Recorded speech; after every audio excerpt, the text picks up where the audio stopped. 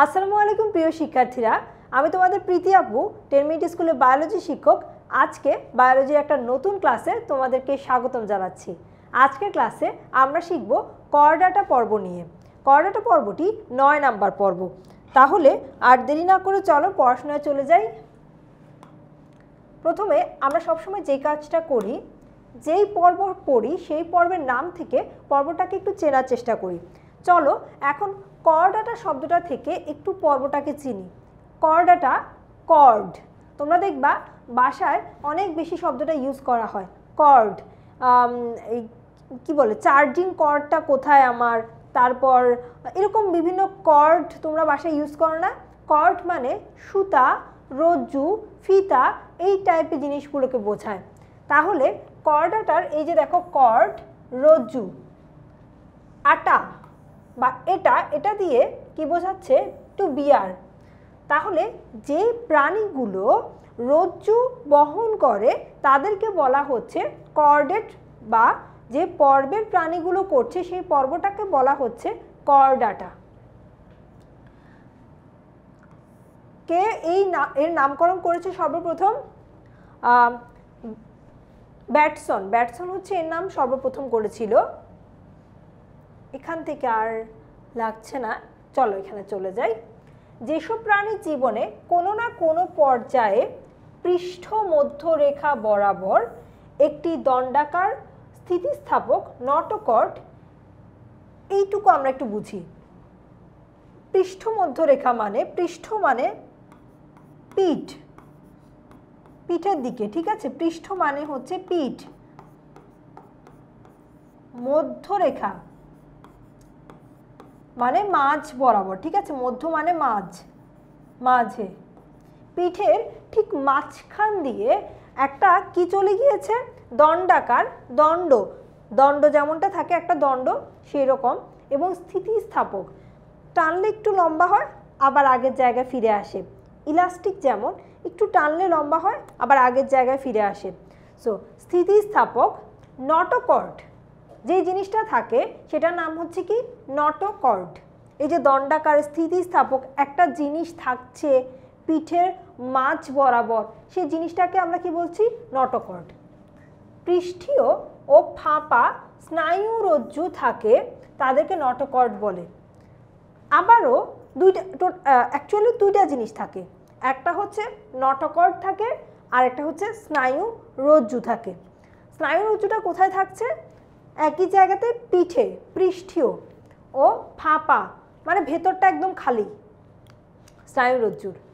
স্নায়ুরজ্জুটা কি? স্নায়ুরজ্জু হচ্ছে স্নায়ু, এই জিনিসটা তো আমরা বুঝি। স্নায়ুর যে সুতাগুলো আছে, সুতার মতো যে জিনিসগুলো আছে সেটাকে স্নায়ুরজ্জু বলছি। স্নায়ু দিয়ে তো আমরা আমাদের অনুভূতিগুলো বুঝতে পারি, ঠিক না? এখন দেখো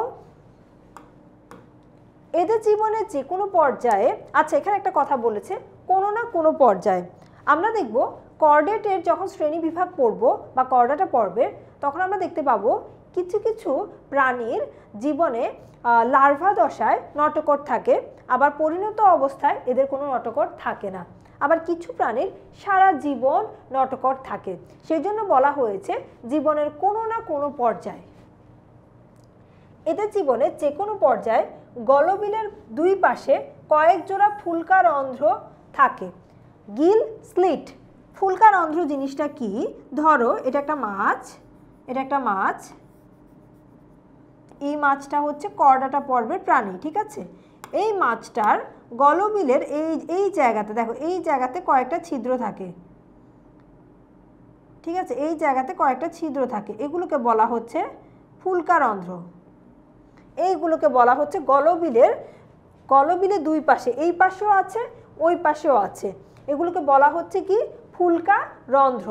তারপর এখানে কি বলা আছে, একটা মজার ব্যাপার হচ্ছে এই করডাটা পর্বের সাথে আমরা অনেক বেশি আশেপাশে উদাহরণ দিতে পারবো, কারণ করডাটা পর্ব হচ্ছে আমাদের আশেপাশে সব পরিচিত প্রাণীগুলোর পর্ব। ইভেন আমরা মানুষরাও কিন্তু এই করডাটা পর্বের মধ্যে পড়ি। এদের হৃৎপিণ্ড অঙ্কীয় দেশে অবস্থান করে। অঙ্কীয় দেশ মানে সামনের দিক, দেখো আমাদের মানুষের হৃৎপিণ্ড বা হার্টটা কিন্তু সামনের দিকে থাকে, সামনে, দেহের সামনের দিকে থাকছে, এটাকে বলছে অঙ্কীয় দেশে অবস্থিত। একটি মাত্র ও সর্বশেষ পর্বের অধীনে করডাটা প্রাণীদের বর্ণনা করা হলো। আচ্ছা, মানুষের কাছে করডাটা পর্বের প্রাণী সবচেয়ে বেশি পরিচিত, মানে আমাদের আশেপাশে গরু, ছাগল, মাছ, মুরগি যা কিছু দেখি সবই হচ্ছে কি করডাটা। ক্ষুদ্রাকায় কাচকি মাছ থেকে শুরু করে নীলতিমি পর্যন্ত সব প্রাণী এ পর্বের অন্তর্ভুক্ত। বিবর্তনের ধারাবাহিকতা আপাতত শেষ প্রান্তে রয়েছে এই পর্ব, অর্থাৎ এর যে বিবর্তনে আর কি বা হবে, সবচেয়ে উন্নত জায়গাতেই চলে গিয়েছে। তবে উন্নতির সময়কার প্রাণীদের দেহ গঠন বর্তমান পর্যায়ের স্তন্যপায়ীতে এসে জটিল রূপ ধারণ করেছে।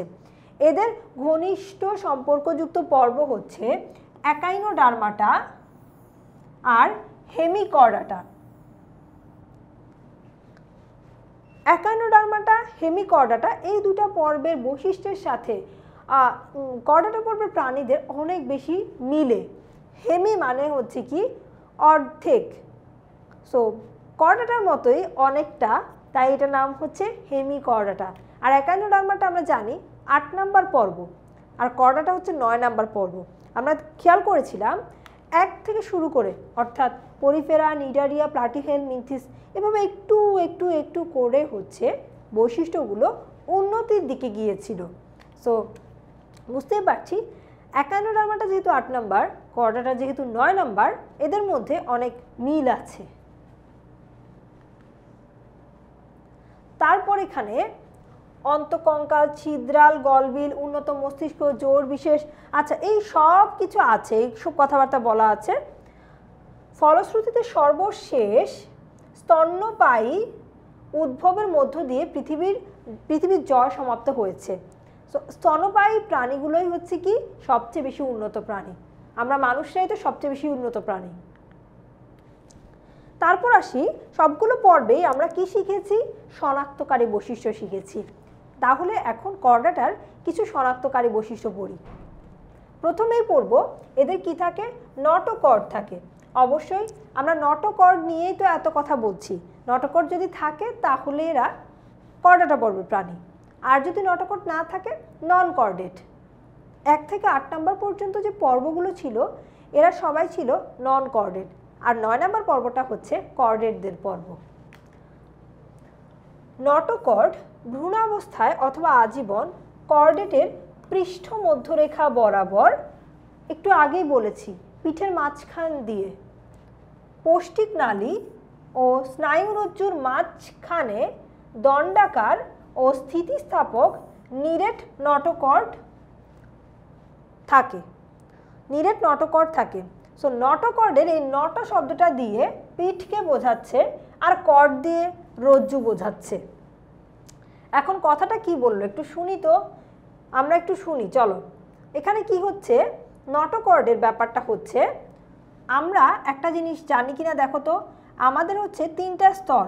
আমরা কি কর্ডাটা পর্বের প্রাণীগুলোর ভ্রূণের কয়টা স্তর? 3টা স্তর, ত্রিস্তরী প্রাণী, ঠিক আছে। সো একদম বাহিরের দিকে যে স্তর সেটাকে আমরা কি বলছি? সেটাকে আমরা বলছি একাইনোডার্মাটা। তারপর ভেতরের দিকে যে স্তর, আমরা না যেটা একদম বাহিরের দিকে স্তরটাকে আমরা কি বলছি? এক্টোডার্ম। আর ভেতরের দিকে স্তরটাকে আমরা বলছি এন্ডোডার্ম, আর মাঝখানের স্তরটাকে আমরা বলছি মেজোডার্ম। মাঝখানের স্তরটাকে আমরা বলছি মেজোডার্ম। সো এই স্তরগুলোর কোনটা থেকে কি তৈরি হয়?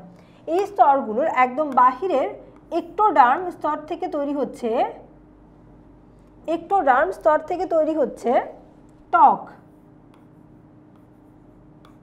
তারপর মাঝখানে মেজোডার্ম স্তর থেকে তৈরি হচ্ছে হাড়,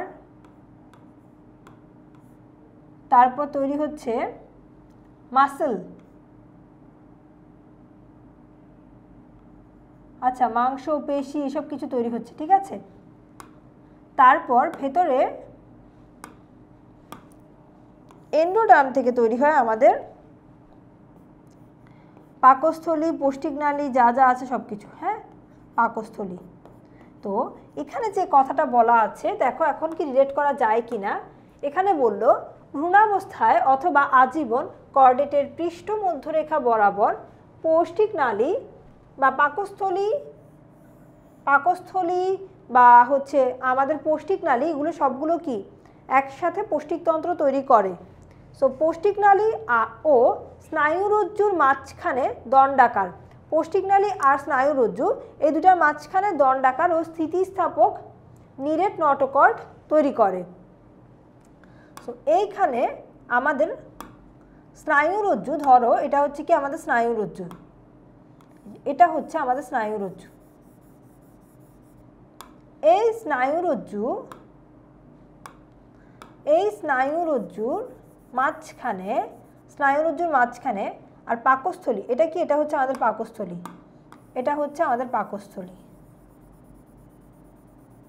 তাহলে এই পাকস্থলী আর এই স্নায়ুরজ্জু, পাকস্থলী আর স্নায়ুরজ্জু, এটা হচ্ছে কি আমাদের স্নায়ুরজ্জু। স্নায়ুরজ্জুর মাঝখানে, পাকস্থলী আর স্নায়ুরজ্জুর মাঝখানে এখানে নটোকর্ড থাকছে। পাকস্থলী, এটা কি, এটা হচ্ছে স্নায়ুরজ্জু, পাকস্থলী আর স্নায়ুরজ্জুর মাঝখানে নটোকর্ড থাকছে। নটোকর্ড তাহলে কোথায় থাকছে?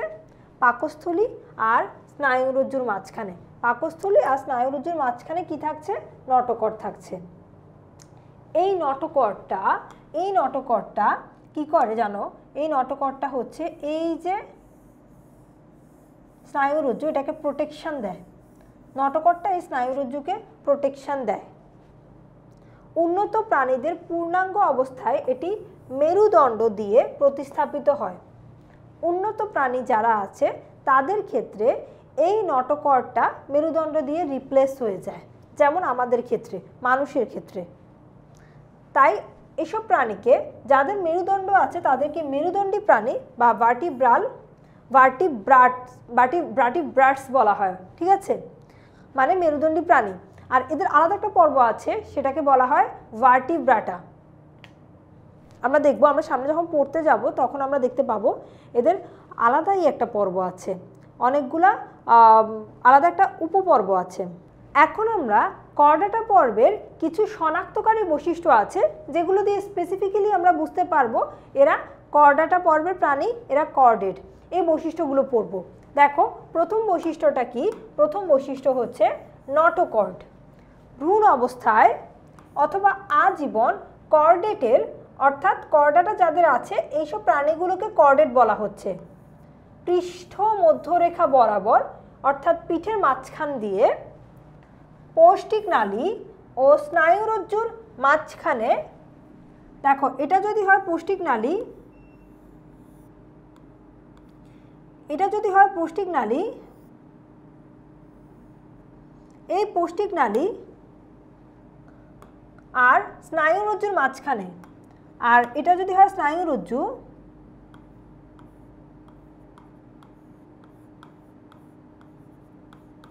এই দুটো, এগুলোর মাঝখানে থাকবে কি? এগুলোর মাঝখানে থাকবে নটোকর্ড। এগুলো মাঝখানে থাকবে নটোকর্ড, এগুলো মাঝখানে নটোকর্ড থাকবে, ঠিক আছে, এগুলো মাঝখানে থাকবে নটোকর্ড। আর এই নটোকর্ড কি করবে? এই নটোকর্ড কি করবে? স্নায়ুরজ্জুকে প্রোটেকশন দিবে, স্নায়ুরজ্জুকে প্রোটেকশন দিবে। মাঝখানে দণ্ডাকার, দেখো দণ্ডাকার স্থিতিস্থাপক নিরেট নটোকর্ড থাকে। নটোকর্ডের নটো শব্দটা দিয়ে বোঝাচ্ছে পিঠকে, আর কর্ড দিয়ে অবশ্যই রজ্জু বা সুতা। তারপর উন্নত প্রাণীদের পূর্ণাঙ্গ অবস্থায় এটি মেরুদণ্ড দিয়ে প্রতিস্থাপিত হয়। আর মেরুদণ্ডকে আমরা ইংলিশে স্পাইন বলি। আর মেরুদণ্ড ছোট ছোট কিছু ইউনিট দিয়ে তৈরি হয়, যেগুলোকে কশেরুকা বা ভার্টিব্রাটা বলা হয়। এই জন্য এদেরকে বলা হচ্ছে, বা মেরুদণ্ডী প্রাণীদেরকে বলা হচ্ছে ভার্টিব্রেটস বলা হচ্ছে। আর মেরুদণ্ডের ইংলিশ স্পাইন বা ভার্টিব্রাল কলাম। এরকম করে দেখো মেরুদণ্ডটা তৈরি হয় এরকম করে অনেকগুলো ভার্টিব্রাটা বা কশেরুকা এভাবে একত্রিত হয়ে একটা কলামের মতো তৈরি করে, তাই এটাকে ভার্টিব্রাল কলাম বলা হয়। তারপর হচ্ছে স্নায়ুরজ্জু। স্নায়ুরজ্জু হচ্ছে নটোকর্ডের ঠিক উপরে লম্বা অক্ষ বরাবর ফাঁপা নলাকার স্নায়ুরজ্জু বা নার্ভ কর্ড থাকে। এই যে দেখো, এই যে যেটা এঁকেছিলাম একটু আগে, এটা ধরো এমনটা থাকতে পারে নার্ভ কর্ড। এটা হচ্ছে কি স্নায়ুরজ্জু, যেটা নটোকর্ডের ঠিক উপরে থাকে। এটা কি বললাম? এটা হচ্ছে কি নটোকর্ড। আর এটা কি? এটা হচ্ছে আমাদের পৌষ্টিক নালী। এটা হচ্ছে আমাদের পৌষ্টিক নালী। আর উপরে যেটা এঁকেছি এটা হচ্ছে আমাদের স্নায়ুরজ্জু।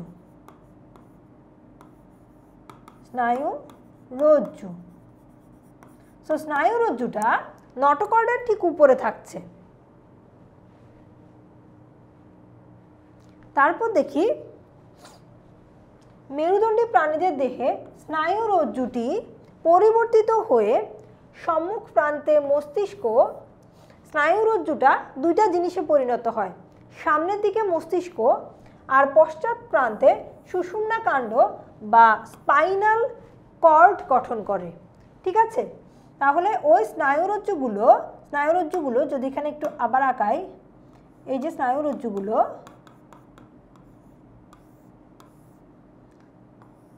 সামনের দিকে মস্তিষ্ক, পেছনের দিকে সুষুম্না কাণ্ড তৈরি করছে। ঠিক আছে, সামনের দিকে কি করছে? সম্মুখ প্রান্ত মস্তিষ্ক, পেছনের দিকে কি করছে? সুষুম্না কাণ্ড। পেছনের দিকে সুষুম্না কাণ্ড বা স্পাইনাল কর্ড। স্পাইনাল কর্ডটা স্পাইন মানে মেরুদণ্ড, মেরুদণ্ডের ভেতরের দিকে রজ্জু, মেরুদণ্ডের ভেতরের দিকে কিছু রজ্জু থাকে, এগুলো হচ্ছে সুষুম্না কাণ্ড বা স্পাইনাল কর্ড। আর এই জিনিসগুলো নিয়ে আমাদের একটা চ্যাপ্টার আছে সমন্বয়, ওই চ্যাপ্টারটা অনেক ডিটেলসে জানবো। এখন জাস্ট জেনে নেই কোনটা কি তৈরি করছে। স্নায়ুরজ্জু তাহলে কি করছে? সম্মুখ প্রান্তে মস্তিষ্ক আর পেছনে পশ্চাতে সুষুম্না কাণ্ড গঠন করে। গলবিলীয় ফুলকারন্ধ্র, এটা ওই সময় দেখিয়েছিলাম তোমাদেরকে। যদি এটা হয় একটা মাছ, এটা খুব উন্নতদের থাকে না, এই মাছের ঠিক গলবিলের জায়গাতে এরকম কিছু ফুলকারন্ধ্র থাকে, এই ফুলকারন্ধ্র থাকবে জীবনের যে কোনো দশায় বা আজীবন কর্ডেটের গলবিলের দুই পাশে। আমরা তো এটা হচ্ছে এই পাশটা দেখতে পাচ্ছি 1D, এই পাশে আছে, আবার ও পাশেও কিন্তু আছে। দুই পাশে কয়েক জোড়া ফুলকারন্ধ্র বা গিল স্লিটস থাকে। উন্নত কর্ডেটের ফুলকারন্ধ্র বিলোপ ঘটে, যেমন আমাদের মতো মানুষ, গরু, ছাগল, এদের ক্ষেত্রে কিন্তু তুমি এই ফুলকারন্ধ্র দেখবা না, মাছের ক্ষেত্রে দেখতে পাবা। এরপর আসি এন্ডোস্টাইল। এন্ডো মানে ভেতরে,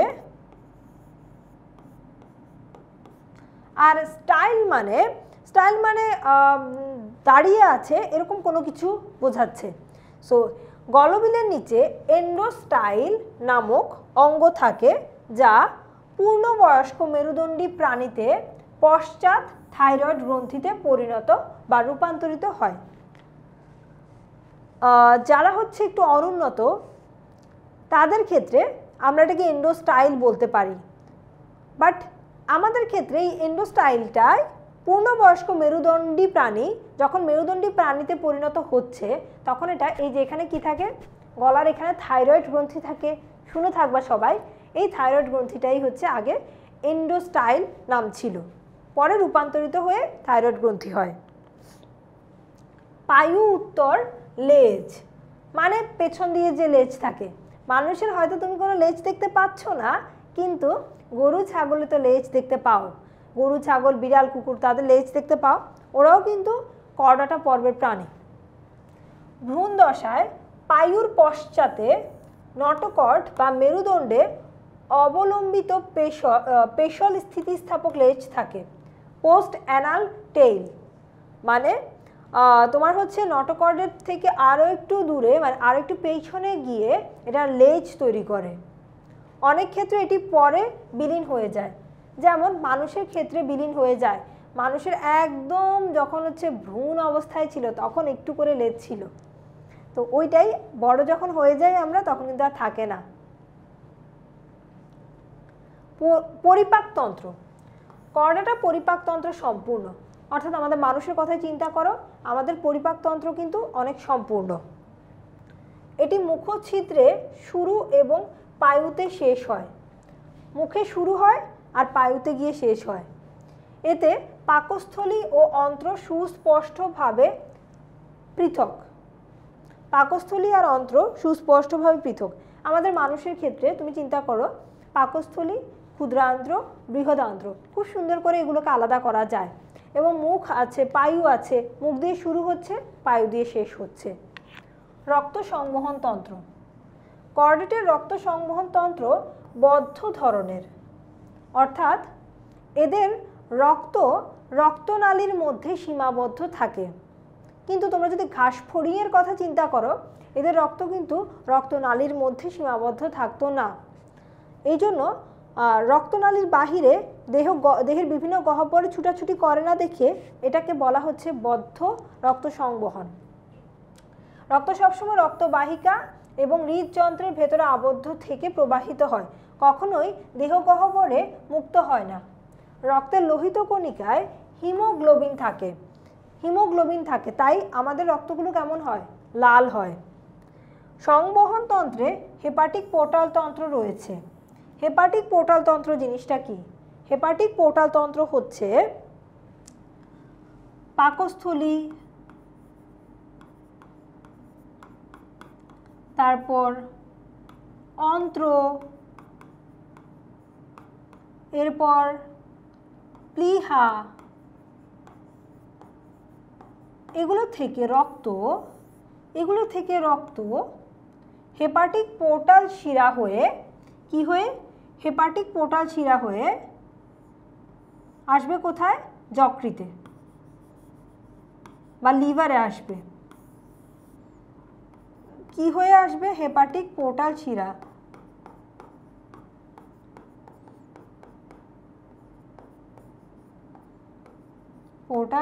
হয়ে যকৃতে আসবে। তারপর যকৃত থেকে এই রক্ত হেপাটিক শিরা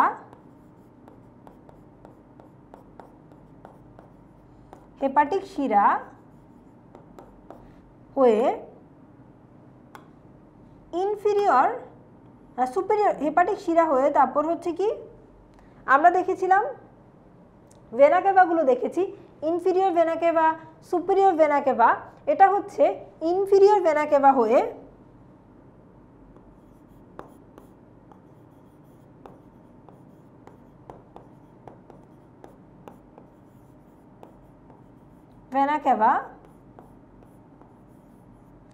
ইনফিরিয়র ভেনা কেভা হয়ে